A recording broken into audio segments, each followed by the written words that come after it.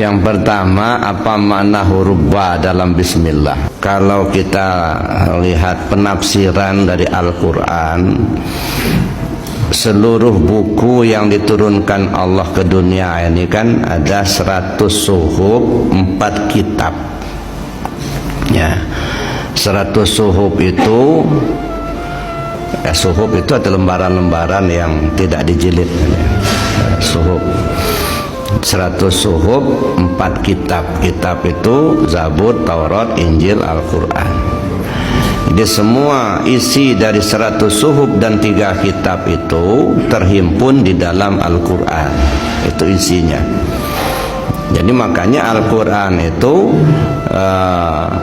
merupakan batu uji. Ya. Syahrul Ramadan allazi unzila fihil Qur'an hudal linnas wa bayyinatim minal huda wal furqan. Jadi mereka Al-Quran itu sebagai batu uji. Kalau ada ajaran kitab sebelumnya itu sesuai dengan ajaran Al-Quran, berarti benar. Kalau ada ajaran kitab sebelumnya tidak sesuai dengan Al-Quran, berarti kitab itu sudah berubah. Nah, itu jadi batu uji. Misalnya kalau dulu Nabi Isa mengatakan, ini Rasulullah ilaikum, saya ini Rasulullah buat kalian. Nah setelah mangkat Nabi Isa, murid-muridnya mengatakan Isa itu anak Tuhan katanya. Nah udah mulai berubah.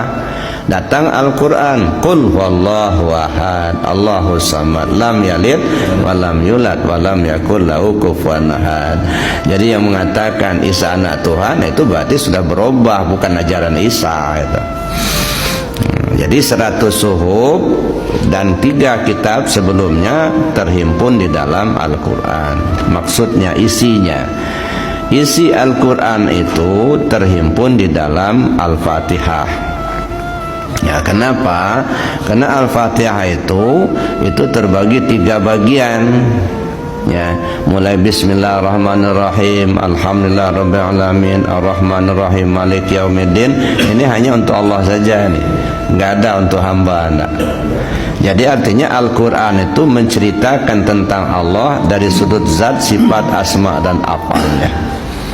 Itu satu. Mulai masuklah iyyaka na'budu wa iyyaka nasta'in. Nah, ini menceritakan hubungan manusia dengan Allah. Kemudian berikutnya ihdinas siratal mustaqim siratal ladzina an'amta 'alaihim ghairil maghdubi 'alaihim waladdallin. Ini menceritakan tentang manusia. Karena yang diberi petunjuk kan manusia yang butuh petunjuk itu. Jadi Al-Quran itu isinya menceritakan dengan tingkah pola anak manusia di muka bumi. Maka disebutlah Al-Fatihah itu Ummul Kitab gitu ya. Kalau skripsi anak-anak mahasiswa kira-kira abstraknya lah gitu ya. Ummul Kitab. Jadi Al-Quran 30 juz itu terhimpun maksud dan tujuannya di dalam surah Al-Fatihah. Kemudian kandungan Al-Fatihah itu terhimpun di dalam Bismillahirrahmanirrahim. Nah, dah menciut kan? Nah, jadi kandungan Bismillahirrahmanirrahim itu terhimpun di dalam ba, titik ba. Tapi titik ba yang mana? Bukan titik ba yang ditulis di papan tulis itu. Ini titik ba nih. Nah, ini titik ba. Sebab ini ba, ini sin. Ini kan 3 giginya nih. Nah, di leher kita ini punggung nih. Nah, sin. Ini ujung sini mim, bismi gitu ya. Makanya di dalam Al-Quran dulu ada tulisan bismillah itu panjang. Set, nah panjang. Nah, ini melambangkan nih. Titik banyak ya ini banyak. Artinya apa? Disinilah kalam Allah itu. Titik ba itulah yang disebut qalamullah. Gitu. Allama bil qalam, allamal insana ma lam ya'lam. Allama bil qalam, Allah mengajar dengan pena. Mana penanya Allah? Ya ini. Ya, ketemu ya di akal kita. Ya, Allah transfer. Ya, ibarat pena kita nulis kan ide kita ditransfer lewat pena, lalu bisa dibaca. Ya, iradat Allah ditransfer melewat pikiran kita.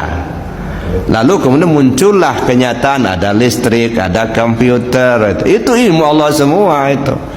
Nah, ditransfer lewat penanya Allah. Ini penanya Allah.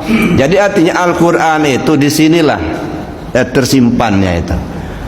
Kalau hanya Al-Quran tulisan saja kita nggak pahami. Nah, ini yang kejadian. Dibaca tiap waktu, hurimat alaikumul maitatu waddamu walahmul khinzir, tapi babi dimakan juga kata. Karena ini nggak jalan kata. Padahal Al-Quran kan hudal linnas, petunjuk. Nah, bagaimana kita mengikuti petunjuk itu kalau ini nggak jalan? Nah, disinilah tersimpannya titibah itu, Pak.